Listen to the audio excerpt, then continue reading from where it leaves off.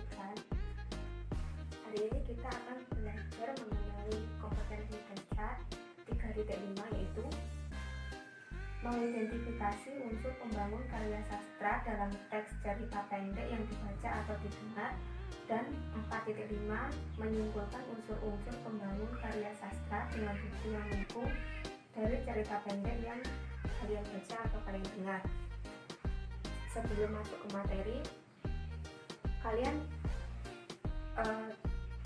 tahu apa itu cerita pendek? Cerita pendek itu cerita yang bentuk fisiknya itu berwujud pendek, terdiri dari 500 sampai 5.000 kata, dan cerita pendek itu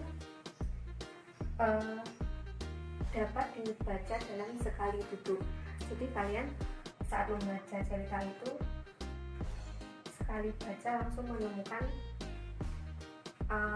amanat atau pesan yang disampaikan oleh pengarang. Nah, unsur yang ada dalam cerpen itu ada unsur intrinsik dan unsur ekstrinsik. Yang pertama, unsur intrinsik. Unsur intrinsik terdiri dari 7, yaitu tema, tokoh dan penokohan, alur, latar, sudut pandang, gaya bahasa, dan amanat. Tema itu ide dari apa yang kalian tulis, bisa mengenai persahabatan, keluarga, budaya, agama, atau sosial. Lalu tokoh dan penokohan. Tokoh dan penokohan ini dua hal yang berbeda. Tokoh itu pelaku atau pemain dalam cerita yang kalian baca, sedangkan penokohan itu watak yang ada dalam pelaku. Misalnya tokoh itu seperti nama orang, Budi, Tina, Doni, dan sebagainya. Atau penokohan itu misalkan Tina mempunyai watak yang jahil, terus Budi mempunyai watak yang yang suka menangis, misalkan seperti itu. Selanjutnya alur. Alur itu jalan cerita, bisa jadi alur maju, alur mundur, atau alur maju dan mundur. Yang keempat, latar. Latar itu biasanya disebut dengan setting. Latar itu berhubungan dengan latar tempat, latar waktu, atau latar suasana. Latar tempatnya bisa rumah, sekolah, kantin, atau warung. Terus latar waktu itu bisa pagi, siang hari, sore hari, atau malam. Dan latar suasana misalkan dalam suasana yang menegangkan atau mencengangkan, misalnya seperti itu.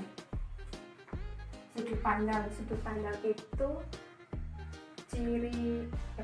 sudut pandang itu strategi yang digunakan penulis dalam tulisannya.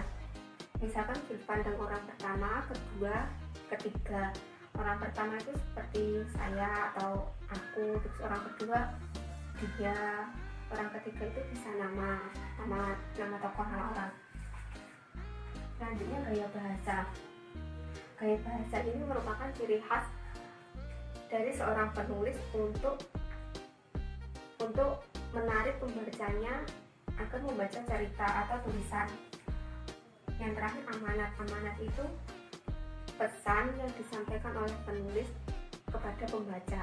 Biasanya amanat itu letaknya tersirat, jadi kita harus membaca keseluruhan cerita baru kita akan menemukan pesan atau moral apa yang disampaikan penulis.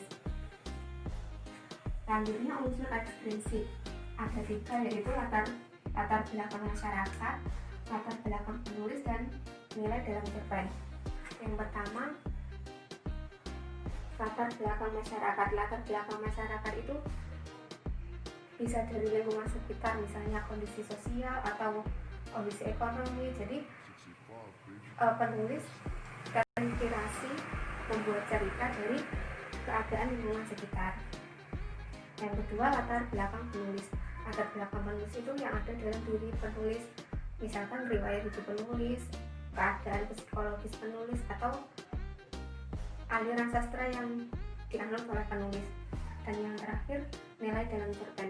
nilai dalam cerpen itu nilai yang ada dalam cerpen, bisa nilai moral atau nilai agama. Oke, untuk tugas saya minta kalian membaca cerpen, bisa dari internet atau buku, judulnya bebas.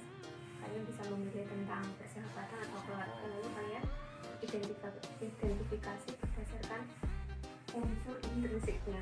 Jadi unsur ekstrinsiknya tidak perlu, kalian hanya mengidentifikasi berdasarkan unsur intrinsiknya.